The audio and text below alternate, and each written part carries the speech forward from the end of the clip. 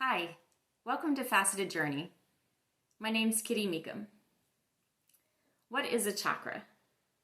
So I am sure that you've all heard this word many times and probably could even define it. And if you Googled it, you'd come up with 1,000 different hits.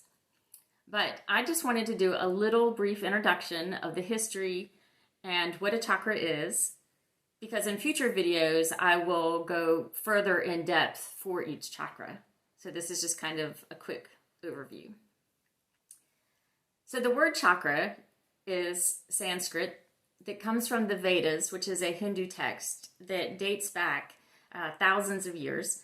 We don't know exactly how old it is. The Vedas were first communicated by word, and then they were written. So they were passed down from generation to generation. So we don't know exactly how old the Vedas are.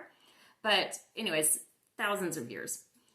But what's really interesting is that you can find this wheel of light, the symbol or the word, not chakras, but a different word meaning wheel of light, in other cultures, in other religions.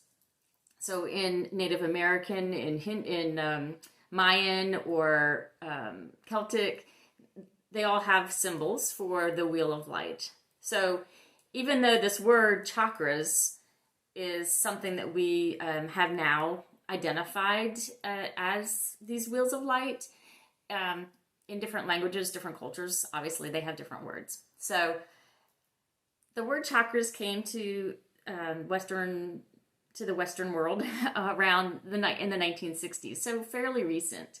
But it has been adopted now and is used quite widely. It is a wheel of light or energy, and we all have energy, right? So as humans, we wouldn't be here if we didn't have energy flowing through us. Animals, plants, crystals, they all have energy within them. So they all have chakras. They all have different wheels or balls of energy. Now, our language has taught us that we read from top to bottom, but with the chakras, we actually read from bottom to top. So the first one is the root chakra, and then you have the sacral chakra, the solar plexus, the heart center, the throat, the third eye, and then the crown.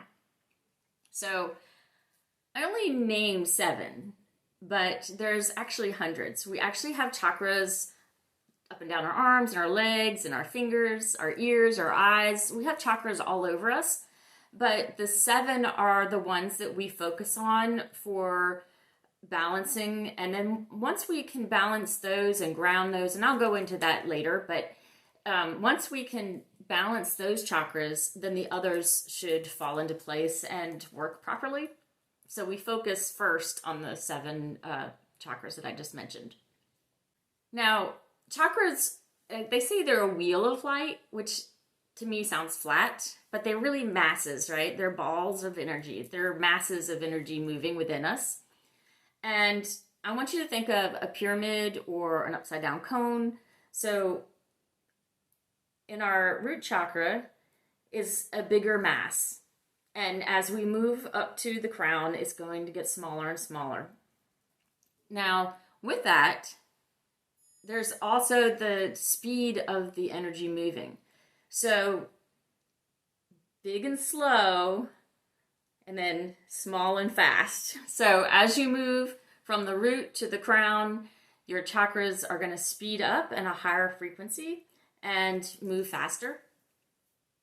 So that can just kind of help you when we talk about in the future, when we talk about the root chakra and we talk about being grounded, think low and slow. And then when we're up in the crown chakra, we're, moving up. And so we're moving much faster. Now the heart chakra, as we sometimes call it the heart center, because if you notice with 7, that's the center, and we have 3 above and 3 below. Now the 3 above, the throat, the third eye, and the crown are considered more connecting to the spiritual or the outer world, versus our lower chakras, the root and the sacral and the solar plexus, are grounding us and is more physical and internal. Now, each of the chakras have different things associated with it, and so you can easily talk about them.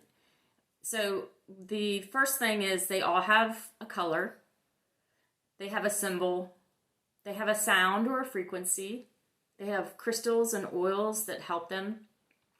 Now, sometimes if in the future videos, if I'm talking about a particular crystal or oil, that sometimes it could apply to more than one chakra. So it's not like it only is for that one particular chakra. It can be used for others, but we'll go into that further in other videos. I hope this gave you a little information about what chakras are, and I will be talking in future videos about how to balance your chakras or what it means to be unbalanced. And so please like and subscribe my channel, and that way you'll get future updates when I post a new video. So I hope you enjoy, and I'll see you next time. Thanks.